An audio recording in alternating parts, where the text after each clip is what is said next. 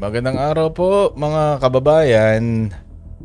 Patriotism is not obedience to government.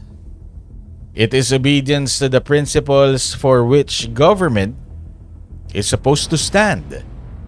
Yan po quote mula sa isang taong nagngangalang si Howard Zinn. Ibig sabihin po ng sinabi ni Howard Zinn ay ang tunay na pagkamakabayan ay hindi po simpleng pagsunod lamang po sa gobyerno. Sa halip, ito ay katapatan. Ito ay ang kaalaman ng ating pagiging matapat sa mga prinsipyo natin na dapat pinaninindigan ng gobyerno. Tulad ng katarungan, kalayaan at pagkakapantay-pantay. Sa madaling sabi, ang isang pagkamakabayang mamamayan ay hindi po bulag na sumusunod-sunod lamang po. Handa siyang questionin ang gobyerno kapag ito po'y lumilihis na sa mga tunay na halaga ng bansa. Ang ibig sabihin, ang proteksyon sa ating pagkamamamayan, yung proteksyon natin sa pagiging mamamayan ng bansang ito hindi lang sa pamamagitan ng pagsunod sa batas, kundi sa pagiging aktibo na nakikilahok, nagsasalita laban sa katiwalian, pagtatanggol sa karapatan ng ating kapwa at pagsisiguro na ang gobyerno ay tapat sa layunin nitong pagsilbihan ang taong bayan. Magandang araw po, Idol Bigman Marco po, at welcome sa ating Let's Go Pinas YouTube stream. Ngayong araw na ito, kumusta po kayo sa amang panig ng mundo? Kayo po nanonood ng ating video ngayon. Ang ating pag-uusapan ngayon patungkol nga po dito sa pagharap ng Pangulong Bongbong Marcos Jr. dyan sa may ASEAN Summit sa Kuala Lumpur sa Malaysia. Alam niyo po ngayong mga panahon to talagang patuloy na iniiba kasi ang naratibo. Yung narrative ngayon ng mga nagmamanipulate ng kwento. O yung tamang kamalayan dapat sa ating mga Pilipino, iniiba Oo, sa ating pagiging makabansa nga lang iniiba at iniimpluwensyahan na ang kung paano natin dapat iniisip, kung paano natin dapat pinaniniwalaan yung pananaw nating mga Pilipino. Kapag ikaw ngayon nagsalita na wag natin kumprontahin yung China, wag natin daan sa confrontation, yung pakikitungo natin sa China. Kapag ikaw ay kontra gera sa China, ayaw mo ng gulo o daanin sa pakikipag-usap, sasabihan ka na pro-China ka pala Tuta ka ng China o binayaran ka ng China. Hindi ka pro-Philippines. Mga ganyan mga hirit, di ba? Yung tatak Duterte yan, tatak DDS yan, mga ganyan. Yan sasabihin. Pero ano nga ba totoong makabansa ngayon, mga kababayan? Yung makipagbakbakan ka ba sa isang world power, world superpower na alam naman natin talong-talo tayo pagdating sa mga armas, sa manpower ng kanilang kasundaluhan, sa assets nila, yung sobrang advanced na mga fighter jets nila, pinakamalalaking aircraft carrier sa buong mundo, pinakamalalakas na nuclear submarine, yung mga long range shot, napakalakas na mga missile system nila, at higit sa lahat yung dami ng kanilang mga sundalo. Kaya ba nating tapatan yan? Diba? Kaya ba natin tapatan yan, mga kababayan? O yung totoong makabansa ba pinoprotektahan yung mamamayang Pilipino laban sa mga bantang digmaan? Diba? Yung pakikipagdialogo ng mahinahon sa China habang ina-assert pa rin natin, habang ipinagtutulakan pa rin natin ang ating karapatan sa ating teritoryo at sa ating exclusive economic zones. Diba? Habang ina-assert natin yung ating karapatan sa bahagi natin sa West Philippine Sea. Hindi po sa atin lahat yung West Philippine Sea na yan, mga kababayan. Meron tayong limit din dyan sa West Philippine Sea. Oo, mga kababayan. At ang yung UNCLOS na hindi natin binibitawan, patuloy nating ginagamit para bigyan diin ang ating karapatan sa West Philippine Sea. Yan naman po hindi natin iniiwanan kahit sino pa man na naging leader ng ating bansa mula nung nakuha natin ang desisyong pabor sa atin sa ating bansa. Pero ito nga po nangyari nung mga nakaraang araw dyan po sa pagharap ng Pangulong Bongbong Marcos Jr. sa ASEAN Summit. Etong si PBBM, grabe. Sa kanyang pagharap pa lang, rumatrat na agad sa ASEAN Summit. Oo, at diretsahan niya pong binanatan agad ang China on full spotlight moment pa niya. Parang nagsumbong, parang batang nagsumbong sa ASEAN para maghanap ng arrest back. So, sa unang muka, talagang parang ang datingan isang astig na leader. Pero ang tanong ng marami, strategic nga ba po ang kanyang ginawa? At marami pong nagsasabi, parang hindi. Parang hindi strategic ang kanyang ginawa. Tila parang parang nawala sa tono. Alam niyo kung bakit? Dahil siya ang tanging bukod tanging nag-iisang naging ganyan ang tono diyan sa ASEAN Summit. Oo, parang naging tila parang walang tonong grandstanding tuloy ang nangyari. At dahil nga po, habang todo atake siya, etong Malaysia naman sa pamamagitan ng kanilang Prime Minister na si PM Anwar Ibrahim, tila baga chill lang. Chill lang. Sabi pa nga yung mga ganyang sigalot na yan ayusin internally, ayusin ito sa loob. Ayan Alam niyo sa kasaysayan po kasi ng ASEAN ang ASEAN po as a whole hindi yung mga individual country members ito. ASEAN as a whole never pong naging confrontational. Opo. Sa kahit anong bagay, napaka-professional po ng ASEAN sa pakikitungo sa mga ganitong mga issue, mapa-political, mapa-ekonomiya, lalo pat pinangangalagaan po ng mga leader ng ASEAN ang pagiging isa o united, iisang direksyon ng mga bansang miyembro nito. Halimbawa na lang, yung naging sigalot clash ng Vietnam at China noong 1970. Ang kanilang pinag-awayan noon ay yung Paracels Islands noong 1970. Ang ASEAN po hindi nag-grandstanding dyan sa issue niya. Bagamat buhay na po ang ASEAN noon. Ang ginawa po ng ASEAN ito po yung nag-broker o pumagitna sa dalawang bansa. At mga kababayan, ang ginawa kalmadong inayos ang sigalot na to sa pamamagitan ng pagpapadala ng mga emisaryo sa dalawang bansa para magkaroon ng dialogo. Baga, nagkaroon ng neutrality.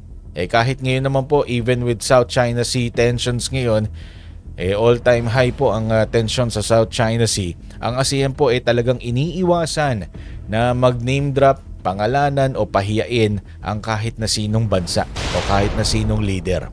Sa halip, ito po'y gumagawa ng mga paraan sa pamamagitan ng paggamit ng Code of Conduct, talks o pakikipag-usap at yung collective restraint para maiwasan nga po ang escalation diyan po sa South China Sea o West Philippine Sea na ating tawag sa region na yan ngayon.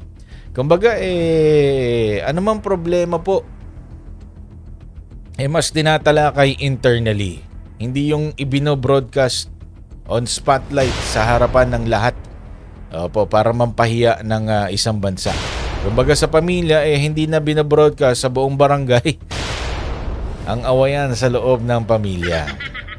Ito po mga kababayan, panoorin natin ang video kung tingnan ninyo kung gaano ka-chill lamang po ang mga leader ng ASEAN At kabalinto na kabaliktaran doon sa naging aksyon ng ating Pangulong Bongbong Marcos Jr. kung saan niratrat niya agad ang China sa kanyang pag-uumpisa diyan sa ASEAN Summit na katatapos-tapos lamang po.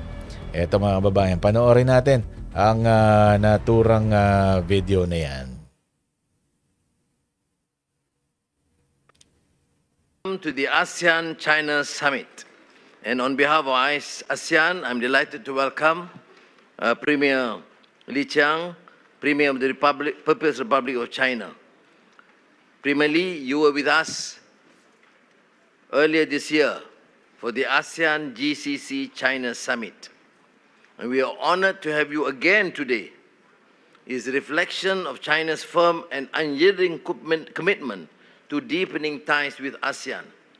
And if people are curious, day before we were with President Donald Trump of the United States of America, and today we are back with China. And that reflects ASEAN centrality, and I commend and congratulate my colleagues, ASEAN, for the wisdom to maintain centrality and maintain friendly relations with all our countries. This is what we consider a steady engagement that fosters trust, that enables us to work through challenges together. There are 11 of us, Premier Li Qiang, now with Timor-Leste as a new member. Complete uniformity of views is neither possible nor desirable, but I believe this appreciation for China's consistent and constructive engagement is shared by all. External interference in our region is on the rise, and many countries are slapped with unwarranted high tariffs. Development today faces greater risks and challenges. In the face of power politics and economic bullying, we will gain nothing from disunity and confrontation, and will only end up divided and conquered by external forces.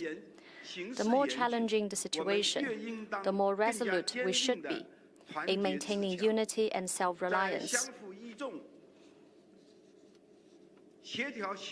We must defend our legitimate rights and interests through mutual support and coordinated action, and promote steady and sound economic growth by leveraging our complementarity strength and deepening our cooperation. China is ready to work with ASEAN countries to build greater synergy, remove external disturbances, address risks and challenges together, and create a brighter future for all of us. Thank you. Ngayon mga kababayan, kita niyo po ang dalawang leader ng mga bansang yan. Yung una po ay si Prime Minister Anwar Ibrahim ng Malaysia. Yung pangalawa naman po, yung may translator na babae, ayun po si Premier Li Qiang ng China. At makikita niyo po, pati sa ASEAN Summit nga po, dumalo si US President Donald Trump. At dumalo rin po itong syempre sa panig naman ng China, dumalo nga po itong si Li Qiang. Kita niyo po ang centrality o pagiging neutral nga po ng ASEAN pagdating sa mga bagay na yan. Kita niyo nga po mga kababayan, katulad ng mga bansang Singapore, Indonesia at Malaysia, sila po chill lang talaga sa gitna ng US China showdown, no? 'Di ba? Ang dami nga po mga bansa ngayon ang pinapatawan ng mga malalaking taripa sa mga goods. O 'di ba? Itong mga bansang ito na kapitbahay natin sa Asia parang mga masters of strategic open-mindedness. O gets niyo 'yun? Kumbaga may angas pero dinadaan sa diskarte. 'Di ba? Hindi yung parang ipinamumukha mo sa lahat na maangas ka dahil meron kang resback na pinagmamalaki. Resback naman na pinagmamalaki mo, parang hindi ka naman talaga tutulungan. Ginagamit ka lang na parang hype man. Pang-hype ka lang sa tensyon ng mga puti. Oh, at parang wala kang parang wala kang sariling boses. Kumbaga, kung gusto lang kung ano yung gustong sabihin, ipasabi sa iyo, yun yung sasabihin mo. Kita mo nga ito, mga kababayan, ha. Ito ang naganap sa ASEAN na summit na yan, ang Washington po at ang Beijing. Yung US at ang China. Nagkaroon po ng preliminary consensus. Nagkaroon sila ng nag-meet in the middle sila sa trade. Days before US President Donald Trump meets Chinese President Xi Jinping. Kita mo, mag-uusap yung dalawang leader na yan sa mga susunod na araw. Sila po yung magkakaharap, at bago pa man na nagkaharap yan dalawang yan, nagkaroon na po ng preliminary consensus agad. Ano yung consensus na yan? Ito po, lumabas po sa mga balita ngayong araw. ASEAN trade boost. Ang US po inaprubahan ang duty-free access para sa Thailand, Malaysia at mga produkto ng Cambodia. Yung tatlong bansa na yan, mga kababayan, ang galing nitong nangyari na to. Ano bang ibig sabihin nito? Duty-free, ibig sabihin walang taripa. Opo, Washington lifts duties on selected goods from Thailand, Malaysia and Cambodia following the ASEAN summit, aiming to boost regional trade. 'Di ba? Kumbaga, ang desisyon na ito ang nagfo-formalize na inaprubahan na po ng US ang zero import tariff for specific products originating from 3 key members of ASEAN, yung Thailand, yung Malaysia at Cambodia. Bakit tayo nga? Hindi tayo napasama dyan sa listahan na yan. Ibig sabihin yung taripa natin sa Amerika 19% pa lang. Nagaling sa 20% at nakakahiyang binigyan tayo ng 1% discount. Di ba? Hindi tayo napasama sa bibigyan ng 0% tariff na yan. The decision, formalized under new agreements, was announced during the recent ASEAN summit in Kuala Lumpur. President Donald Trump authorized the tariff exemption measures, reversing an earlier imposition of a reciprocal 19% retaliatory tariff that had affected nations. So, ibig sabihin ng Pilipinas, may 19% tariff pa rin yung mga produkto natin na ibinibenta natin sa Amerika. Ito mga bansa na to, zero tariff na. Thailand, Malaysia at Cambodia. Ang grabe naman, nakakahiya naman sa atin. Oo, tayo pa naman yung parang pinaka tropa-tropa ng mga puti dito sa Asia. 'Di ba? Nung isang araw nga lang po pinagmamalaki pa. Ito nakakatakot to kasi binitawan ng ng AFP Chief of Staff General Romeo Browner Jr. Opo. Ang kanya pong sinabi nung nakaraang araw, yung mga missiles na andito sa Pilipinas sigurado daw pong aabot sa China.